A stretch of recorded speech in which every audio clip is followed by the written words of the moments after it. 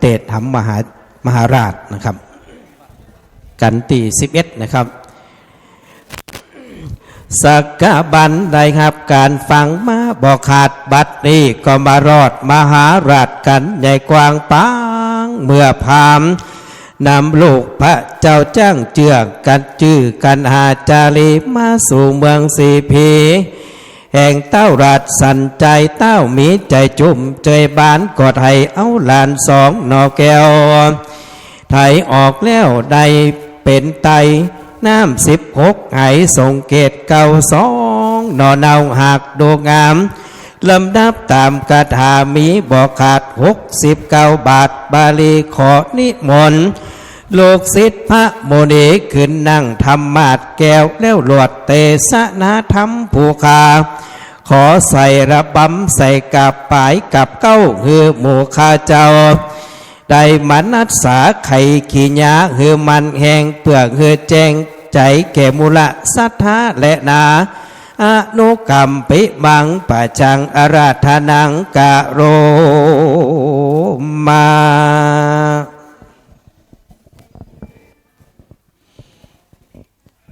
มาสักกะบานการตังปาลีปุณนังกะสุดเสียงไปแล้ว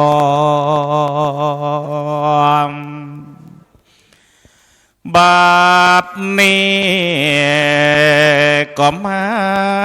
ถึงละมาตึงตึงตึงตึงตึงจูโจผู้เฒ่ามาตายในธรรมมหาจัดเจ้าจือว่ากันมหาลาชกันเก้านี้แล้วเนื้อเฮาขอจวนหมู่ศรัทธาเราเจ้าข้าก็ฟังไปอันตัวเฮานี้เสียงกระบปอสายฟังมาฟังไปเพราะอย่างอึ่งห้องอยู่ในห้วยขอจืนศรัทธาก้อยก้อ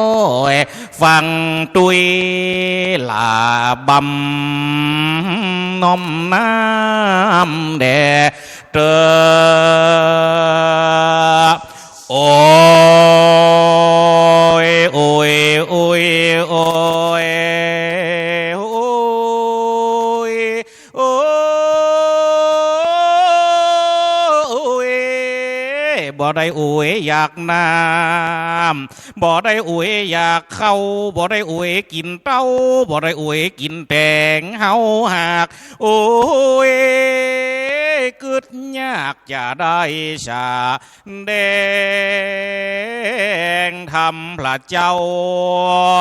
ตั้งแต่เก้าวันโมไปอันตัวเจ้าหัวมดสดขึ้นมานั่งบนธรรมาสพออาจารย์ก็มาอาราธนาฮือใส่ละบามปิ่นบังเพิ่นว่าอีทไหนก้อยย่างตั้งแต่หน้ามูไป เสียงเฮากับบ่พอใช้เพราะว่าเฮาบ่ได้กินแกงฟักกาดใส่ห้าขีนอนบ่ได้กินแกงบอนใส่หนังหมูแห้งก็อ้อยก็อ้อยแปลงใจเตรียมแทงฟังกันไปลาวลาบามดำแล้วนะโมตัสสะธุอันนี้จุมได้ได้ฟังไว้เดี๋ยวเอามือลงก่อนอันนี้มันจะนำตุปีกะแหมน้อยตุปีกินเฮียตะกี้หันมันอยู่นี่แหมน้อยหัวตะกะอ้าวศรัทธาบรรดาพ่อแม่พี่น้องขอให้แม่เฮียนหนังสือเก่งๆนู่ว่าโตอีก็มีกำลังใจกะอ๋อตะกี้พระครูอุ้มมาตังนี่ไว้ห่างลึงเป็นใบปันก่อนกะเขากะหักกะแล้วจะนี่นะศรัทธาบรรดาพ่อแม่พี่น้องยกมือ10 นิ้วตั้งกิ้วเกษาไว้พระพุทธปฏิมาขององค์สมเด็จสัมมาสัมพุทธเจ้าลดสธรรมเจ้าพระสงฆ์องค์สังฆเจ้าท่านพระครูธีรพงศ์พิเศษเจ้าอาวาสวัดบันใหม่อารามาธิปติฉลีวัดวาศาสนาแห่งนี้ผู้เป็นเจ้าสังฆพ่อเผ่าสมมุติเตวสังฆเจ้าลาจาพอหักษาปิ่นหลองอาภคณะอำเภอแห่งเมืองวังฐานตัดตินี่พร้อมกับโดยท่านพระครูปัญญาพนารักษ์เจ้าอาวาสวัดแพะไตก็ขอน้อมไว้ครูนสายังคณะสังฆสงฆ์จุตูนจุวรองค์พร้อมสมณีเจ้าจากนั้นขอเจริญสุขเจริญสีเจริญมีเจริญไว้เจริญจิตเจริญใจเจริญไปยังศรัทธาบรรดาพ่อแม่พี่น้องพี่ป้าน้าอาศรัทธาทั้งหลายตึงหญิงตึงใจตึงใหญ่ตึงน้อยที่ได้มาห่วมฟังธรรมและก็ห่วมเอาสตังมาปักที่ต้นนี้เนี่ยศรัทธาบรรดาพ่อแม่พี่น้องวันนี้เขามาฟังดูเจ้าลูกแจงโฮมบนมาจะมาเตะทำมหาราชทำผูกนี่คนเท่าที่จือวัดตุจกมือหนึ่งตุลุงซักจะมาเตะเนาะครับเนาะคนเท่าที่วัดที่จือวัดตุจกอายุนี่68 ปีแต่ได้เมียอายุ16ดูจะมาตายกับทำผูกเนี่ยนะยังถึงมาตายทำผูกนี่เดี๋ยวเขาก็รอพอเถอะในหูปีเขาหันตั้งหลังในสถานทั้งหลายจุจกไปขอกันหากับจารีนะตัวเก่ากัวตายคืนนอนบนก็ไม่ปุ่นละอ่อนไว้ตั้งลุ่มเทวบุตรเทวดาทะเลงกายลงมาปิ่นพระวิตรสันดรกับพนางมาลาจะมาทีมาบีบมานวลมาบีบมานวดมากั้นมาเป่ามาหาจุละอ่อน2 คนได้หายจากลูกไผ่ไข้เจ็บเนี่ยจุกจะปลาละอ่อนเนี่ยปลาไปปะใส่ไผ่ศรัทธาทั้งหลายได้กระเทียมรอฟังอัตเตอร์โอ้ยมันดึงเปิงเหมือนแร่เนาะกระใจเร็วๆกระใจมาหอมกันหลายๆอันนี้ปึกกระจะคือเฮามดเนี่ยกะเนาะมาเป็นหยังสีหยังได้มดขอแสดงไปสตังค์ได้ลูกขนเอาบ่มันหนุ่มยุ่มเป็นหยังน่ะฝญามันอยู่บนฮัลโหลฝญามันอยู่บนอันน่ะสถาบรรดาพ่อแม่พี่น้องกระจายประเดี๋ยวนี้จะเตะทำมหาราชแล้วนะมูดิยูตั้งนอกตั้งปังติ่มได้หอมเดี๋ยวมาหอมเนี่ยว่าเล่นได้เนอะสถาบรรดาพ่อแม่พี่น้องสาธุอายุมันยืนยาวเนอะหอมมา20 บาทขอได้คืนไป20 ล้านหอม50 บาทกับ50 ล้าน100 บาทกับ100 ล้านบนเนาะหมูดิมหอมกับเดียกับชอเอาคนเดียวเนอะว่าเล่นมาได้เนอะเป็นแต่เฮาก็เป็นแต่ไผ่เดิมแต่ตะกี้เฮาคืนมานี่ยังสีเย็นจะดีมันเดียวจะได้หัวดักจือคือนี่สีห่อนไปเนี้ยเรียกกับเฮาคนเดียวเหี่ยวลมเหี่ยวไหลเด้ศรัทธาบรรดาพ่อแม่พี่น้องบัดเดี๋ยวนี้นะทำมหาราชคนเท่าเป็นความเลี้ยงที่บรรดานะถึงคนเท่าคนหนึ่งที่จะเป็นตายเพราะความหักเพราะว่าอย่างนางอมิตดาอายุ16 ปีตะกี้นั่นศรัทธาบรรดาพ่อแม่พี่น้องใจจุกไปขอโลไปขอไผ่ขอเจ้าจันหากับจารีนี่ศรัทธาทั้งหลายนี่วันนี้เขาจะติดคือเหมือนเรายำไป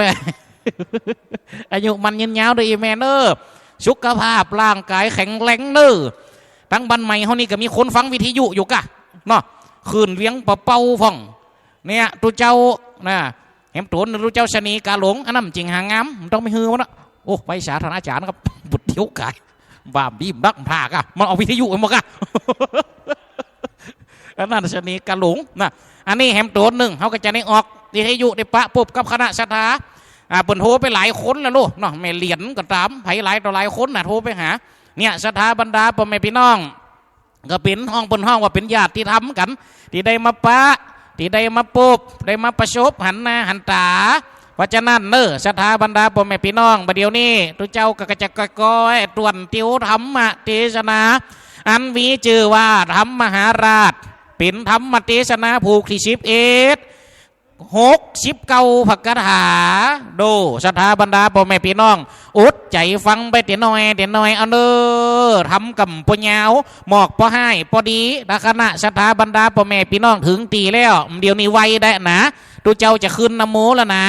ตะกี้ไฝติ่มได้ไวกระเทียมไวอ่ะเดี๋ยวเนี้ยพอเขาจะขึ้นนโมอ้าวนั่งกันครับเลี้ยวอย่างก่อนเนอเอาอันนอพร้อมเตี้ยถ้าพร้อมก็จะเอานะเอาละพุทธังธรรมังสังฆังถ้าศรัทธาจะฟังให้เอาสตังค์ใส่กันติดพุทธังธรรมังสังฆังถ้าศรัทธาจะฟังให้เอาสตังค์ใส่กันติดกันนี้เป็นกันพิเศษกันนี้เป็นกันพิเศษเพราะมันมีตึงติดและก็มีตึงซอยโลเพราะฉะนั้นศรัทธาทั้งหลายจะติดแล้วเด้อหุยใจมันดีอ่ะเพราะฉะนั้นตะวันลงแรงปึ้งบุญติดทำมหาลาดนี่ศรัทธาทั้งหลายถ้าเป็นตั้งใจโฮมก็ขึ้นเวลาเนี่ยเนาะเพราะฉะนั้นก่อยฟังไปต้วนติวธรรมเทศนาจิตใจสดใสก่อยฟังไปเดี๋ยวน้อยเนอนะโมตัสสะภะคะวะโตอะระหะโตสัมมาสัมพุทธัสสะนะโมตัสสะภะคะวะโตอะระหะโตสัมมาสัมพุทธัสสะนะโมตัสสะภะคะวะโตอะระหะโตสัมมาสัมพุทธัสสะโพธิสัตโตจะมันทีจะสัมโมทะมานาสักกะขัตติญิอัสสะเมวะสิงสุโจจะโกกุมาเลคะหิตัวสันติโยสะมังคังปฏิปัชชะเทวตากุมารานังเออากะรังคังกะริงสุ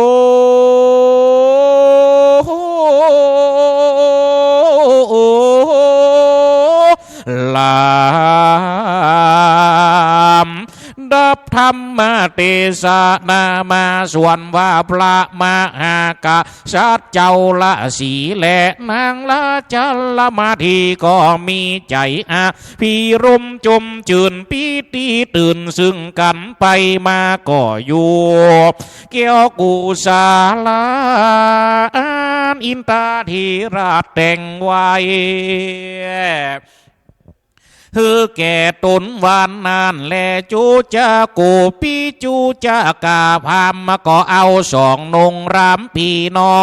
งเข้าจากแห่งห้องผ่านาไหลมาหุ่นตั้งไกลละลิวโลดใด60 โยดข้าละนาอันเตละวดาหังสาละบอกขาดยังสองหน่อยนาดกลุ่มมันตั้งสองมีสูลิญาปองลงตกต่ำมาเข้าสู่คำเหลี่ยมเข้าพรามก็เอาสองกูมันนอน้อยผูกกับคุมไม่นอนเหนือดินส่วนตัวมันกลัวตายแต่เนื้อมันบ่รู้ใดสะยองลูกผู้ทอนนะก็ขึ้นนอนบนต้นไม้มาไขว่ชุมกันมาวันนั้นเลนาตัดสมิงข้านี่ในข้านั้นแล้วก็มีเทวบุตรและเทวดาตนวิ เศษนี่ละมีดเป็ดหน้าเหมือนดีลีจุมมาดูดดังพระราศีตุนพ่อไหวนาหล่อเข้ามาหากับเจ้าเรียว่าธิดาตุนวิเศษนิรามินเป็ดเหมือนนางมันที่กันเข้ามาก็ปล่อยสองชาลีพี่น้องเพียคือป่นจากบ่วงกองเขี้ยเขาก็เอากันนวดกันนาญาก็เอากันนวดกันยังหัดละปะตาตั้งช่องที่เจ็บปวดมุยฮือนายหายงาหายเหนื่อยที่อิงดาปูพามตีท่ารงเกสีหมวดเก่าแล้วเครื่องติบลายปากกาละคือกินละอาหารละลายละหลากเลี้ยวก่อคือนอนเนื้ออาจชาติและอาจสนาเป็นสุขาลามยิงบ่อใดของหิงสวดชาดีได้รอยตีคืนนั้นลุงสายผ้าปุ่งขึ้นมาเทวดาตั้งสองพี่น้องก็เข้าสู่บ่วงก้องเคียเก่าสองนงเยาวนอนดังเก่าดังพรามผู้เฒ่าผูกไว้เทพไทยก็นอนเทพไทยก็อนนตาราทานให้ไปวันนั้นแลนะอันว่าสองเจ้ากุมารอันเทวดาตามหารักษาบ่ขาดบ่มีงาพญาตอันใดก็ไปตามพรำนั้นส่วนว่าจูจะกะพามอันเทวดาบันดาลหัวใจก็จักไปเมืองกะริงกาลาดอันเอาอาวาสแห่งตุนก็ลุงเข้าไปเจตุตาลานาก่อนโดยอนอนหนต่างนั้นประมาณว่าได้ชิบมาวันในคืนนั้นพรำก็จักไปรอดเต้าไทยยอดสนใจนอนสำลันในภาษาเกี่ยวเมืองราชปุรีพระญาณงามไรทีใกล้รุ่งเต้าก็มุ่งนิมิตฝันหันว่าใจผู้หนึ่งตัวดำดำเอาดอกบัวสองดอกมาตั้งไว้ในพระหัตถ์และกษัตริย์เจ้าก็ทารัตทารงยังหูตั้งสองฝุ่นละอองเกสรดวงนิดเต้าก็ทุกฉลาบใส่ตั้งเต้าสนใจก็จักพันละหน้าไข่ยังรูปเต้าก็มุงนิมิตสั่งมาเหมือนลูกหลานเกี่ยวกูมาสินนาชาเลนาอีวังลาจายามมันพาญาตุนเกี่ยวก็รีบอาจชาญาหมูอามาดหมูปะจานาราชมุนที่จุงเล่นไพรพันไปก็กลุ่มเมาปูพรำเทากับซองละนอเนากูมานมาสู่สถานลุงหลวงรีบเตอก็มีวันนั้นละเลนาตีนั้นนายนักการอามาตกับหมู่พระจานาราชมุนที่ไปยับเอาปูพรำเทากับสองนอเนากูมานมาสู่โรงทานตาบ่ลุมมานาดสันใจจักอาชาไหลกับผาสไหลกับพรำเทาวติติดได้รู้เหตุอันสองกูมันจริงได้ขันจาว่าดูกะลาปูพามทันได้สองกูมันปีน้องแต่แห่งห้องได้มาเมื่อนานจูจักะพามจริงกล่าวทุนสาวาคาเดสัมมาติเตวะราชาตุมเป็นเจ้าพาญาวิสันตาราเจ้าละสีใจกวงเป็นที่ไผอ่างไหลไปแห่งคนทุกข์เข็นใจแม่นมันพระละสีตุนนามได้สร้างโพธิญาณจริงฮือสองกูมันแก่ขาเท่าอันคุมเต่าเข้าไปก่อตันยกยอด้วยง่ายอันว่าไหวนาเข้ามาหาตีนั้นจาลีกุมาโรเจ้าจาลีตุนองค์อาจจริงได้พายสีหานาดกล่าวกรรมว่าโอกาสว่าคาเดพระญาตุน เป็นเจ้าข้าจักกล่าวถึงพระปีตาเมื่อเจ้าเมียงมาสุนสอขับยังพ่อข้านั่นหนีไปอยู่ในที่บ่าไม้ทุกยากไล่หล่อตายชื่อว่าข้ายิ่งใจจุยใจก่อหาบ่ได้สักคนมามุงคนควันขี่มาตัวตีเตรียมอ่านจ้างปลายสารตัวสูตรปองเพื่อข้าไรโหดดุงวันมีงาเมื่อปลำกูงาไรพันมายองเกาะนิวนองขอเอาเข้าตาลหันแต่ลานแก่นไทยตั้งสองเต้าบ่อปองเอาไว้จริงได้จุกใจปิ่นตานบ่อใจปางลักลานปู่พญาหากกันหักโจนเตนาเลนาปู่เฮ้ยเมื่อนานพญาสุนใจที่ราชได้ยินเจ้าจาลีกูมาอาจนาขาบตุนสาจริงได้ไขว่าจะตอบถอยว่าดูลาชาลีกูมานลานหน่อยลักปู่เหืยเจ้าอย่ากล่าวกำฟองหือถูกต้องหัวใจหอละไทยกูปู่ร้อนว่าวูเหมือนดังกองไฟกันว่าอันใดปิ่นเต้าราดนั่งเหนืออาจหาความผาสุกบ่ได้เลนาลานเฮยกิมักกิทากิมักที่ยังโดยมีแต่เลช่องขาหลานเป็นนากานักงาบน้อยว่าเต่าใดเจ้าอย่ามา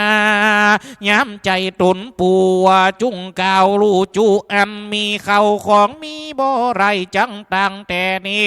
ปู่พามใดสุกเลนากูมาปีงาโรปีเจ้ากูมา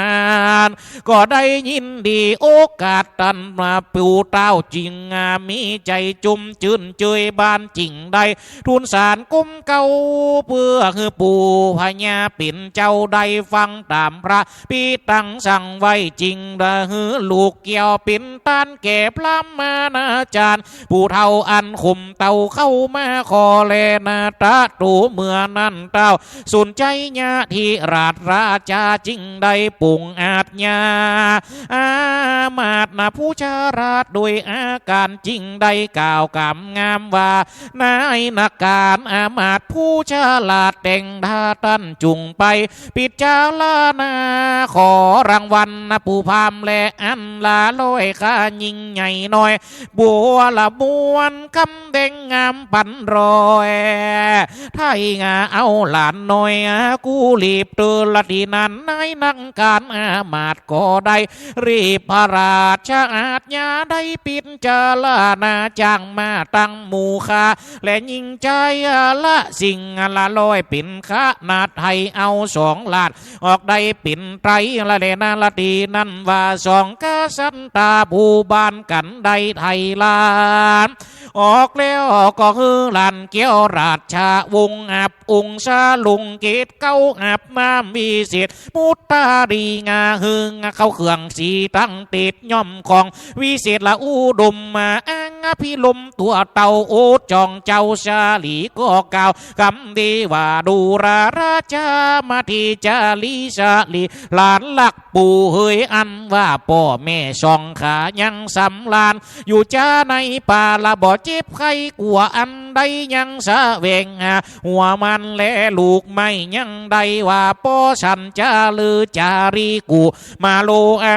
เจ้าจารีกูมันก่อขันกำแดพญาตุนปูงพญาแล้วพ่อแม่งาแห่งคานั้นเรายังอยู่สำลานในป่าหาพญาที่ลูกกาบ่ได้บ่ตุกไรปานใดและละนาละปู่เฮยละตีนันเต้าบารมว่าสันใจอธิราชได้ยินคำเจ้าจารีราชและนอกูมานอันไข่ขันเจงโจดจะแกตูดอันนาจักแกตูดอันตูนไก่กาตำปิดอันมาบานนภาชิตบ่ได้พิจารณาจริงได้กาโดยราชสันทาวาดูราชาลีขอเชิญเจ้าบัวต้องหลานนอไปนี่มุนเจ้าปอ มาซาเวยเมืองงาฮือยนซาเลี้ยงดังเก่าสอนจับดีสีปีเหล่าสองงานั้นตือส่วนว่าเจ้าจะลีกุมารยศใหญ่ก็กล่าวกำไปข้าเดไอ้กาที่ลาดขออันนะจืนบรุมมานาดปูงพญาญาตาไปหลงหลาดแล้วอุตสาพิสิกลูกเกี่ยวเลี้ยวก็ลวดนำมาก็จักกันจะเล่นลาตาโตพญาสนใจอะไรนี่ก็พญาสนใจนารินได้ยินกรรมจารีไข่ข่าวลานเต้าก็กล่าวกำกวนบ่บนสีนาตั้งมัวสีจำพวกจริงไข่ผ้าโอดองค์การโยธางาน60,000หน้าใจจื่นเจยงาบ้านสมงามเกิดมาวันยามตุนลูกเต้าว่าพญาเวทสันตาราเจ้าฮือเข้ามาปลาดับอาจดูงามเลี้ยวฮือหลีบไปตามกูอย่างอย่าฮือได้ขาดดูวิลาดแก่ตานั้นเตอจูเจอกูปีส่วนจูจะกะพลำปูเท่าได้ข่าวเราและอาหารมีรสชาหวานหลายยิ่งกินเสียงจูสิ่งหลายประมาณตามอาการมันกันมันอยากต้องปูพามพรากมานานกินอาหารตามมักใดอาหารกัดยังไหนใส่ไฟต้องไม่ระบอตันต้องติมตันอุ่นหยุนบุกออกปากปูพามมาควมอันอยากก็จักกินจุอันเมื่อนั้นอยู่เรือนบ้านเก่าเต่ากินฟักบุงใส่กุ้งเละตัวปัดนี่มันได้กินตึงขางัวเละหันต้มกินตั้งจินชมและป่าจิวแกงนางนิวใส่ซุมกิ้วบลมสักอันพามมันเนี่ยมึนตาอยู่พามเท่าปูกอยกิ้วงันละงันกินยังแมงมันและอึ่งยางกินตังหมากเป้าและหมากตาลกินตังน้ำหวานและหัวเพียกกินตังบ่อเลือกบ่อแยงกินตังแต่งตังกินตังแต่งตังเต้ากินยังเข้าสาลีของกินมีหลายหลากปูเท่าก็อยากกระรอนกินละมามอนมันส่องเก็มกัดมาไม่งาต้องพรำตัวใหญ่เต่าให้ตานนาทันนำพามยินลำบากต้องร้องออกปากกลางคืนกิ่งฟัดฝืนมาอยู่บนศาสตร์ทะลุทาราดเติมทะลุทาราดเถือกไปเอาไฟมาส่องหาว่าหาตั้งจ้องอยู่ระรันละลันนาหาจานก็บอกออกหวังจักถอดเบาว่าใจกินยาปะจุในก็บอกเป้กินยาแก้กะบาลงกินยาผงก็เสียงสามไตเอายามาลุบไลก็หวังจักได้เบาใจพามหายใจสะอืดสะเลดขึ้นหูคอปันดังมัวหมอสาเศร้าให้ใจเศร้ากังกับตาบ่ลับเรื่องขึ้นตาเรียกฟื้นเมื่อบนปุงเขารักษาอยู่เผาหันพำเท่าดังจักได้เขาตั้งหลายพลำพร้อมใจลิงน้อมเป็นอันหนึ่งอันเดียวจริงได้เตียวไปหาหมอจุแหงเพื่อจักแต่งปูพามเฮยไปหาหมอหัวฝ่ายก็ว่าคิดขวางไปหาหมอหลวงก็ว่าบ่อยู่ไปหาเท่าปูก็ว่าอย่ายำมันยังอยู่กำบ่ได้ออกไปสู่หมอหัวงอกก็ว่าสุมมาเตอหลานไปหาหมอจ้างตานก็ว่าตายเลี้ยวไปสู่หมอจังเกียวก็ว่าพิษกับเมียมันไปหาหมอคำปันก็ว่าไปการแขกไปหาหมอหัวเด็กก็ว่าไปการสร้างสวนมันไปสู่หมอขวัญก็ว่าปิ่นพญาตไปหมอหัวกาดก็ว่าปิ่นไอไปสู่หมอคำใบก็ว่าไปล้อมลั่วบ่มากำเตือไปสู่หมอกุรา ก็วันนี้ไปให้ไปหาหมอใส่ก็วันนี้ไปนาไปหาหมอโหราก็ว่าลมปุงไปหาหมอสวนหงก็ว่าหมาไหลคบจริงได้ลบขึ้นมาดังเก่าเขามาเป่งยาเราประจุตั้งหือกินหมากคังแล้วก็เสียงไป3 ถุงหือกินหมากพุงก็เสียง3 ไตต้องปูพามเต่าว่าไก่เสียงดังตะตุมผูงคนนั้นยุงเป็นหมู่นั้นเศร้าอยู่อึงอังว่าปูพามมาเราจะตายเสียเลี้ยวพองก็เบี้ยวปากและไข่หัวพองก็กลัวบอกเข้าไก่พองก็ตีกองสะบัดใจไปตะตาดตีเหือพามใจขาดเต้าตายแลนะเขาก็จริงมาหาปูพำเท่าเอาไปไว้นอนเหนือเต่นเขาก็ว่าเราจักได้พาแผ่นไหนมาปุกพ่องก็ปุกเอาเบียไปยังกาดพ่องก็เอาผ้าขาดมาผืนหนึ่งเลี้ยวเอามาปกหัวกะบะกุมนาบ่หุ่มเขาก็บ่นาเขินสองขาตาลับลิบหลีพ่องก็ว่าอิวกูนี่ยินกวงท่านนั่งหัวปองขยัดลายเด็กน้อยป่ายอยู่นะหนุ่มเขาก็กลัวปูพาม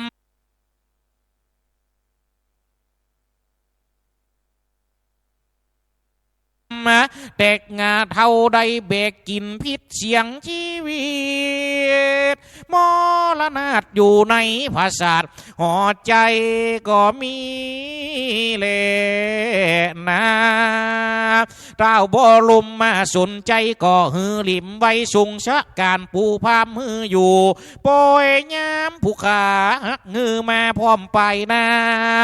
หุงขาหานก็หือมาอยู่อย่างจ้าก็หืออยู่ไปหลังหมูตาฟางก็คือไปตีกองหมูตาปองก็คือไปตีกองผูงหมูจังฟ้อนก็คือไปตีเสงผูงปากแหว่งก็คือไปเป่าเนผูงแขนแกก็คือไปกำชัดพ่องก็ว่าย่างพ่องก็ว่าไปหันหัวไว้อยู่น่ะหนุ่มผู้ตาสุ่มก็คือมานำตางผู้ตาฟางก็คือมากำไตงาผู้หูหนวกก็คือมาตีกองผู้ตาป้องก็คือไปตีปาดนุ่งผ้าขาดสุยชายผู้แขนลายก็คือมาปิ่นจังฟอนไปตั้งหลังผู้แขนหักก็คือมาตีเชงผู้ตีนขยงก็คือมาตบมือผู้เท่าก็คือมาถือหวีและศาสตร์ผูงปากเดียวก็คือมานั่งดังไฟเขารำไรสุกเศร้าห้องก็ว่าเศร้าเล่าเฮ้ยกึนเก้าเราจักเสียปูพำเท่ายังตีใดจะจักเสียยังน้ำก็ไว้กินป่าจักเสียยังน้ำแล้วก็ไว้กินนิ้วจักเสียยังก่อรวกก็เอาไว้กินห่างจักเสียยังจอมปวกก็เอาไว้กินเห็ดจักเสียที่ป่าพักเพชรก็เอาไว้กินดอกจักเสียที่ป่าพักนอกก็เอาไว้กินใบจักเสียกลางต่างก็ว่าโยว่ากลัวเขาด่าจักเสียในป่าก็กลัวว่าเขาเจงจักเสีย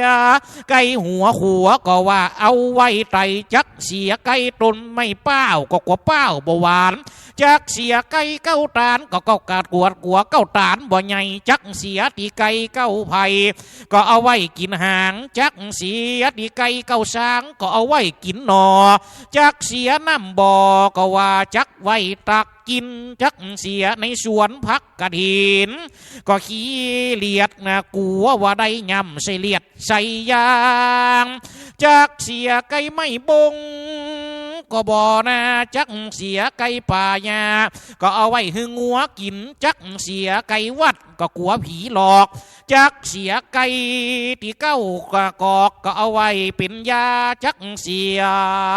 ที่ป่าคาก็เอาไว้เกี่ยวจักเสียป่าหิวก็กลัวผีจะจังจักเสียยังวังก็เอาไว้กินป่าจักเสียที่เด่นขอกปูนขาดห้องนอเมืองคนเอาไปเสียที่ขี้แห้งหยอดเปียงกลางคาเอาไปเสียที่ขีบกาหยอดเปียงกลางน่องนิมนต์ตุเจ้ามาบังสะกุลเพียจักเงือปูพามเราเข้าไปสู่สาวรเขาก็อาลาธนาตุเจ้าไปวัดน้อยก็ว่าจุดขวางไปนิมนต์ดูเจ้าวัดหลวงก็ว่าเราไปบ่ได้ไปนิมนต์ดูเจ้าวัดไตก็ว่าเฮาบ่เคยมือไปนิมนต์ดูเจ้าวัดเหนือก็ว่าปิ่นตุ่มไปนิมนต์ดูเจ้าวัดลุ่มก็ว่าขาแข็งไปนิมนต์ดูเจ้าวัดมิงก็ว่าบ่ไปบ่ได้ไปนิมนต์พระดูเจ้าวัดมานสำหายก็ซ้ำบ่ว่าไปเตียนเนื้อไปนิมนต์พระอโยธยาก็ว่าบ่ลังละบ่ลังไปนิมนต์ตุเจ้ารานจางก็ว่าเราต่างภาษาเขาก็เลยไปนิมนต์ตุเจ้ากุราหูลึงเป็นคนหน้าไก่อึงตึงได้อยู่ตูนเดียวเลนาอันตุเจ้าเตียวเข้าป่าหิวมาปากก็เบียวกลางก็วีดลิ้มปากก็เศร้าเก้ากลางแล้วก็มาปิ่นหยุ่มขี้ปุ่มก็มาเต็บหนังเกือบก็ถือมาสองมือก็แง่หยูกเอามาไว้มาต่อยกองหลัวดังปกปากไหวกับหิมปากพ่อบ่หูจักกำบอกปู่พามเอาปอนเนอปู่พามเท่าเนอปู่พามเท่าบินหลังขึ้นสู่จันฟ้าบินหน้าเข้าสู่นางอกอเวจีกองว่าปะตีดีคือปันได้คดได้คายกองว่าปะตีหายคือจุ่มอยู่หันเมินก็มีแหละนะ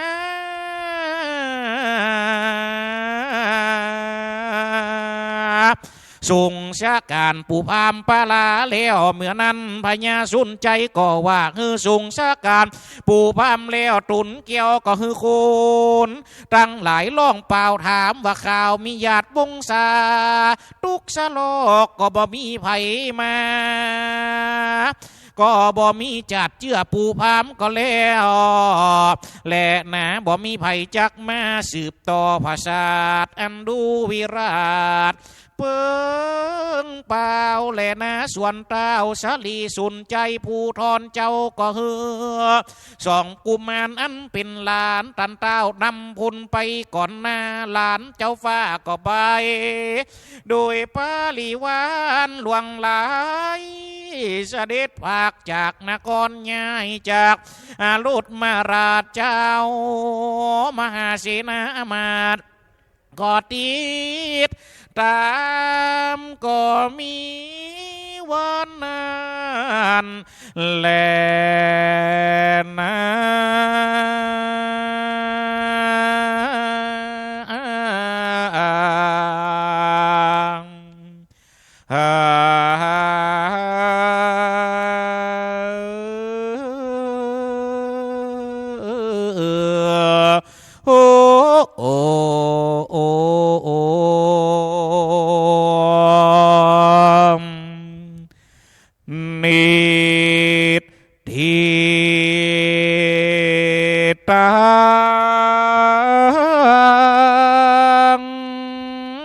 จะไปเฟียงฟังตีกองตีละครังเตียนกรรมการหนุ่มเทาอดใจฟังไปฟังไป แหมสักน้อยหนึ่งเล่ามันบ่ใจหาจะปอมเบินทำมาราชโอกาสส่งเสริมแต่งกาบเพิ่มเติมอำลาแห่งห้องบาทนี้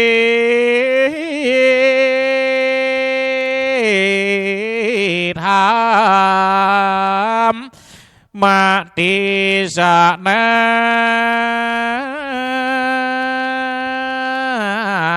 จะตะกะเจ้าตวนเตียวเลี้ยวเหล่าหนอยามแลงตะวันกายฟ้าเมืองอินทาแลงตะวันลุงแลงขอลาจากนี้ข้าขอราธรรมาสอันงามหลังนี้ขอลาศรัทธาที่ฟังอยู่นี่จูคุณขอให้ได้บุญได้กุศลให้เป็นมงคลสืบต่อไปนะมาดแม่นจักซื้อหวย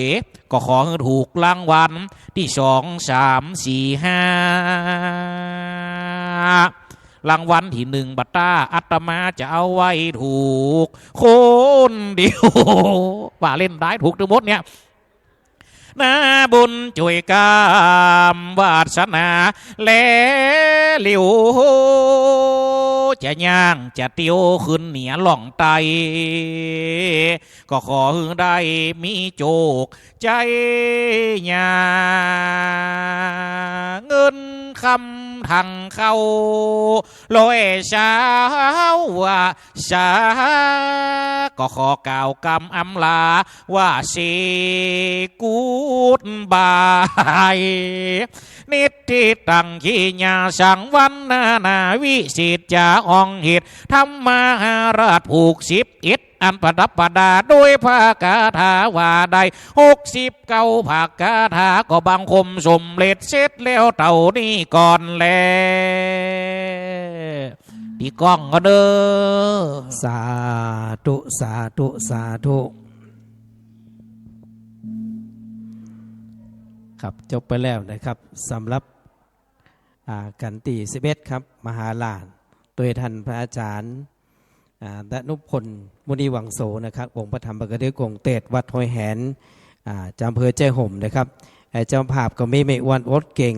ปอกขันแม่แดงลาวพร้อมได้ลูกหลานกุคนนะครับนายเสงนางนัฐานางสาวคริสตันนายเจษตินสยามลาวนายอุทัยนางธานีคิดอ่านนางสาวปฐุมทิพย์ตุนทิพันตี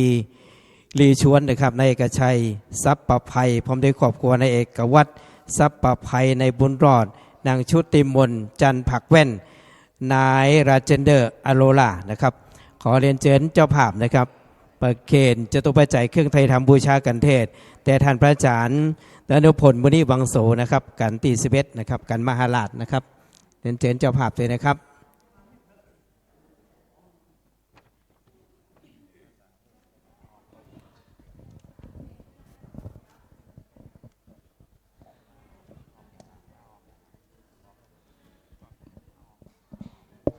เรียนเชิญเจ้าภาพเลยนะครับครับและก็กับนิมนต์ท่านพระอาจารย์ดนุพลมุนีวังโสนะครับในเมตตาอนุโมทนาบุญในส่วนของการเทศครับการนิมนต์ด้วยความเคารพครับ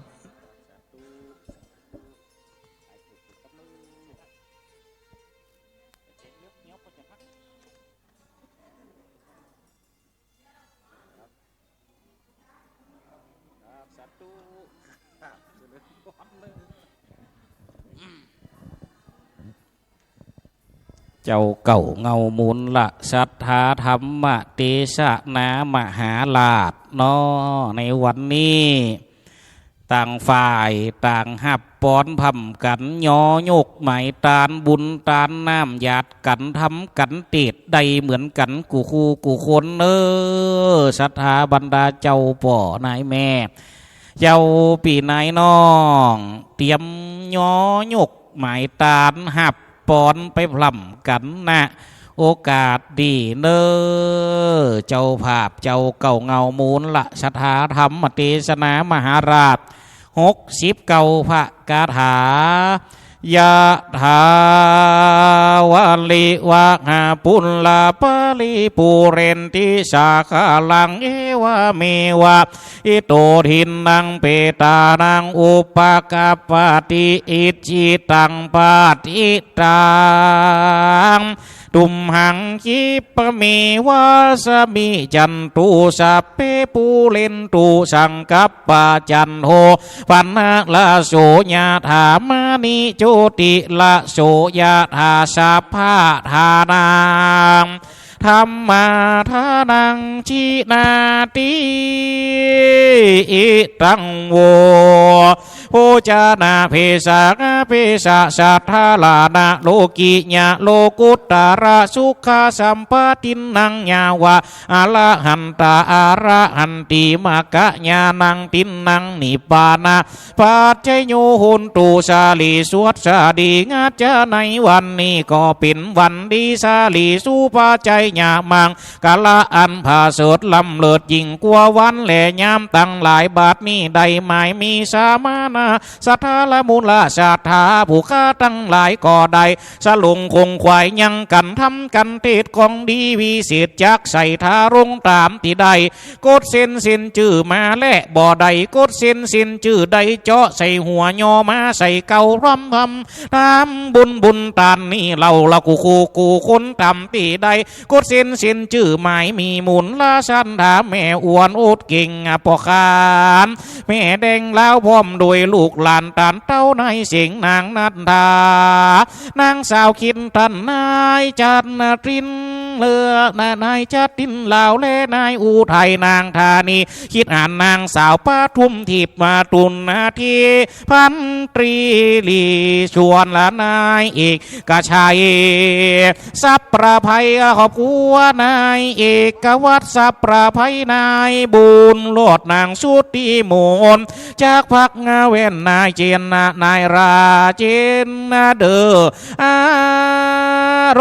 ราอุทิศหมายตันไปหาจิตวิญญาณผู้มอลานากรรมเจียนจากปัดภาคจากมนุษย์สโลกโลกาหมัดแมนจิตวิญญาณจักอยู่ที่ไหน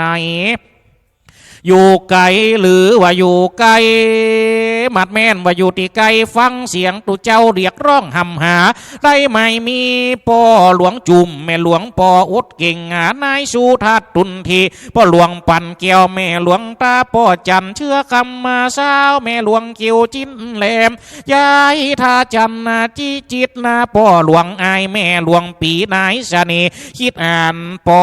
ปั่นเด็กหญิงอยู่พินเท่าลาเด็กหญิงปอละพินติดชัยพุทธปุติเทวบุตรและเทวดาพระภูมิเจ้าที่แม่นางทรณีทุกที่สถานบรรพบุรุษอันใดหลวงลับตายไปแล้วนับว่าจิตจินเต้าเป็นแดนเซนจินข้าขุนเป็นพระมารจักเป็นปู่ย่าตายายปิตามารดาละครูบาอาจารย์ลูกหลานตันเต่าเจ้ากรรมนายเวรสัตว์น้อยสัตว์ใหญ่สัตว์ไตเลียดินสัตว์สีตินสองตินบ่อใดสัตว์อันหาปุ่มหาสัตว์บ่มีปุ่มสัตว์บ่มีใส่ตั้งสัตว์ไปบนหุนอากาศสัตว์ลาดตวยราทอลานีตั้งตัวกลุ่มตัวเปบตัวแหลบตัวแบนอ่านมุลลาสัทธาใดกะทำกรรมโดยกายกรรมวจีกรรมมโนกรรมตวารกรรมต่างๆนาตึงต่อนาและรับหลังขอหือใดละลดปุตตูดอภัยญาตูดยกตูดอโหสิตูดแก่มุลลาสัทธานับต่อแต่นี่สืบไปเมื่อนา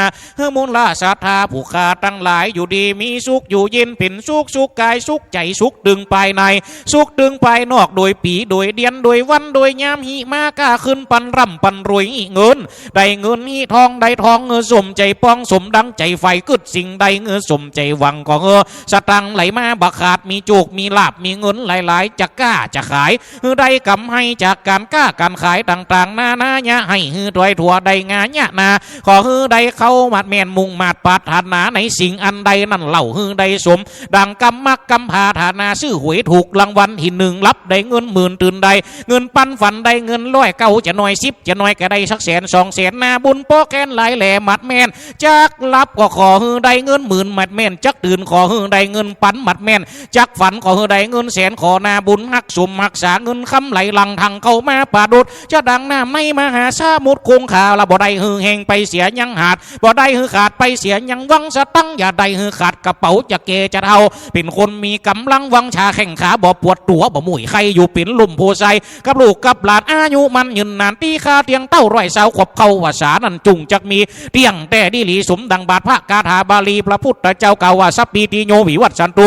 สปะโลโกวินาสันตุมาติภาวะตวนตาลาโยสุขีติกายุกุภาวะอภิวัตนาสิริสานิจังบุตตาปัจจยีโนจัตตาโลธรรมวัตตันติอายุวันโนเพื่อขังวลังปวัตตุสัพพมังกลังละกันตุสัพพเทวตาสัพพพุทธานุภาเวนัสตาสุติภวันตุเทภวัตตุสัพพมังกลังละกันตุสัพพเทวตาสัพพธรรมานุภาเวนัสตาสุติภวันตุเทภวัตตุสัพพมังกลังละกันตุสัพพเทวตาสัพพสังฆานุภาเวนัสตาสุติภวันตุเต สา